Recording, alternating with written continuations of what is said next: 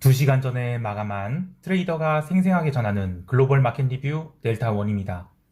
우리 시장은 오전장에 강한 매도가 나오면서 밀렸고 해외 시장 또한 조심스러운 차익 실현이 이루어졌습니다. 하지만 변동성은 또 하락했죠.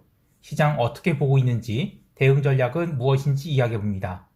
아참 지난주에 그 뱅커 오브 아메리카의 그 마이클 하트넷한테 너 리포트 잘 봤다라고 이메일을 보냈는데 답장이 왔네요.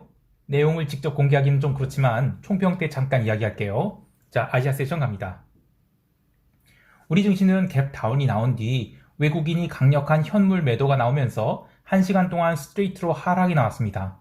그런데 이때 변동성이 터지거나 한 것은 없었죠. 심지어 오후 2시 이후로 더욱 강한 프로그램 매도가 나왔음에도 불구하고 지수는 오히려 반등을 했는데요. 이게 다 뭐지 하는 생각이 드실 거예요. 오늘 같은 경우에는 해외 시장 관계없이 로컬 이슈로 움직일 수 있는 상황이었는데 개장과 함께 LG에너지 솔루션의 대량 매도가 쏟아지기 시작했죠.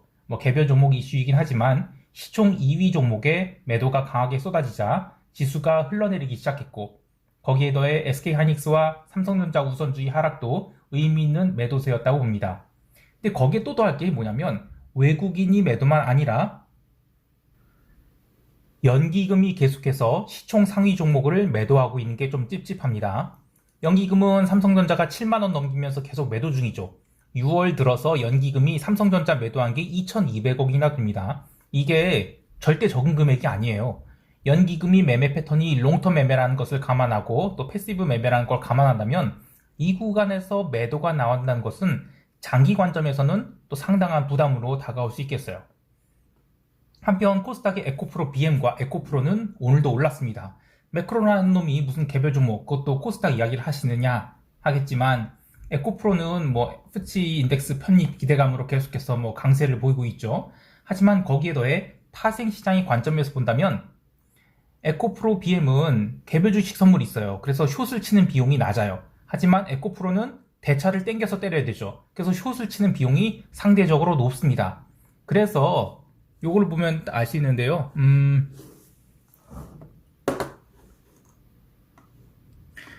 요게 이제 YTD로 본 에코프로와 에코프로 BM이에요. 에코프로 BM은 이 하얀색 선인데 이게 선물이 있으니까 매도가 균형 잡히게 나와서 상대적으로 그 수익률이 낮습니다. 그러나 에코프로는 훨씬 더 강하게 올라오고 있죠.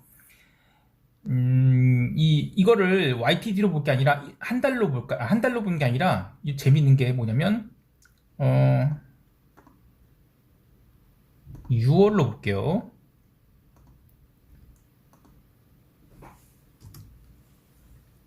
6월로 보면 에코프로가 더 강하게 올라오고 있어요.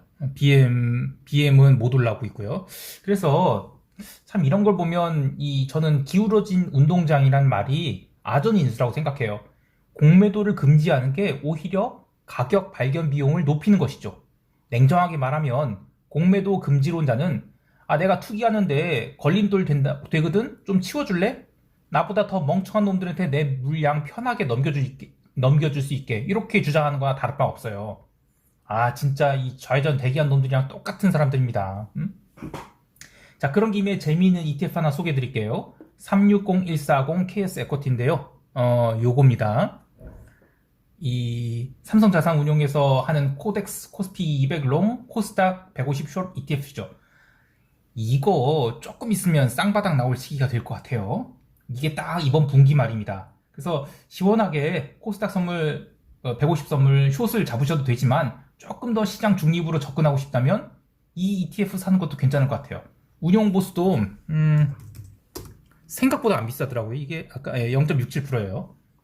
그리고 선물 옵션 계좌가 있으면 굳이 이 ETF 살 필요 없이 금액 맞춰서 코스피 선물 롱, 코스닥 150 선물 숏 이렇게 잡는 게 편하긴 한데 선물 거래는 이게 증거금 상계가 안 돼요. 그리고 또 레버리지가 상당히 높죠. 그래서 차라리 제가 ETF 굉장히 안 좋아하긴 하지만 요거는 괜찮다라는 생각이 들어요. 자, 마지막으로 옵션 시장 정리하면 지수가 하락함에도 불구하고 옵션 변동성은 다 죽었어요. 그리고 콜옵션 민결은 생각보다 지수 하락폭에 비하면 미결이 얼마 안 들었는데 이렇게 되면 하락은 점진적으로 나오고 또 난데없는 급등이 나오면 숏을 쌓는 찬스로 삼아야 될 수 있겠어요. 이 선물 매도나 푼 매수로 숏을 쌓기보다는 유리한 가격에서 위쪽을 레이쇼로 조심스럽게 닫는 정도로 대응하는 것이 좋겠습니다. 저는 콜옵션 매수 포지션 그리고 선물 매도 포지션 갖고 있는데 콜옵션 포지션이 살짝 녹아나기 시작했어요.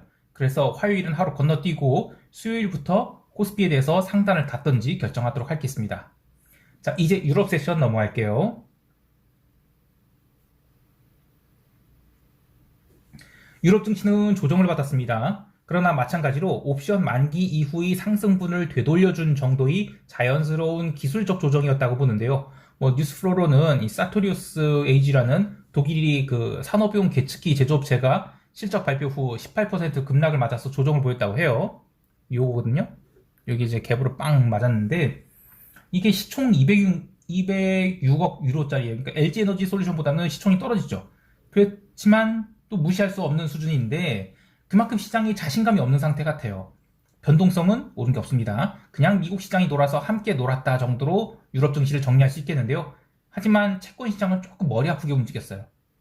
유럽 세션 개장 전만 해도 유로존 채권은 강세를 보였거든요. 근데 30분 만에 장중 상승분을 모두 돌려주고 나서도 끊임없이 차익 실현이 매도가 나왔습니다. 그 22의 그 수석 이코노미스트인 필립 레인이 그 마드리드에서 연설을 하면서 9월은 9월이고 7월은 7월이니까 채권 시장이 미리 움직인 것은 좀 오버액션이다 이런 뉘앙스를 비쳤는데 그래도 채권 시장이 하락을 막지 못했어요.